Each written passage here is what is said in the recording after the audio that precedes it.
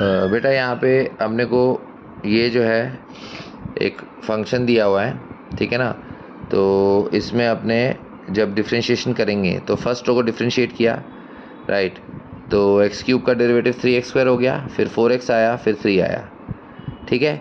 बाकी की दो रोज एज इट इज़ हुई। अब सेकंड डिटर्मिनेंट में हमने सेकंड रो को डिफ्रेंशिएट किया, तो 3x² + 2 का डेरिवेटिव 6x हो गया, 2x का 2 हो गया, x क्यूब का 3x² हो गया। डैश डैश डैश का मतलब बाकी की दो रोज वैसी ही रहती हैं।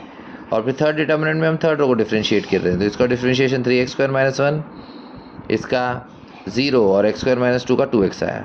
अब हमें f'0 अगर फाइंड करना है तो जहाँ जहाँ अब ये तीनों डिटर्मिनेंट में जहाँ जहाँ x वाला पार्ट है, वेरिएबल पार्ट, उसको हम 0 पुट कर देते हैं। तो 0 0 3 2 0 6 0 4 - 2 ऐसे करके सेकंड डिटर्मिनेंट भी लिखा और थर्ड डिटर्मिनेंट भी लिखा। अब सेकंड डिटर्मिनेंट में तो देखो फर्स्ट कॉलम के तीनों एलिमेंट 0 हैं, इसका मतलब सेकंड डिटर्मिनेंट की वैल्यू 0 हो जाती है, तो 0 हो गई। फर्स्ट डिटर्मिनेंट में यहाँ 2 0 हैं, तो 2 के लिए नहीं, अच्छा इसके लिए सेकंड कॉलम के लिए लिखा है, तो 2 0 हैं, तो 4 के लिए सीधे लिख सकते हो।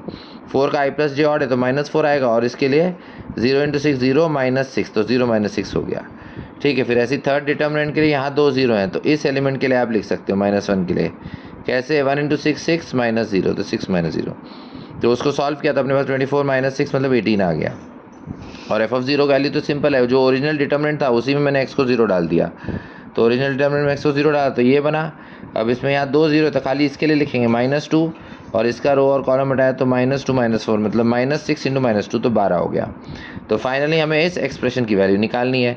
इसमें f(0) की वैल्यू डाल दी 12 और f'0 की वैल्यू 18, तो 2 × 12 + 18, तो मतलब हमारा फाइनल आंसर आ जाता है 42। Okay, thank you.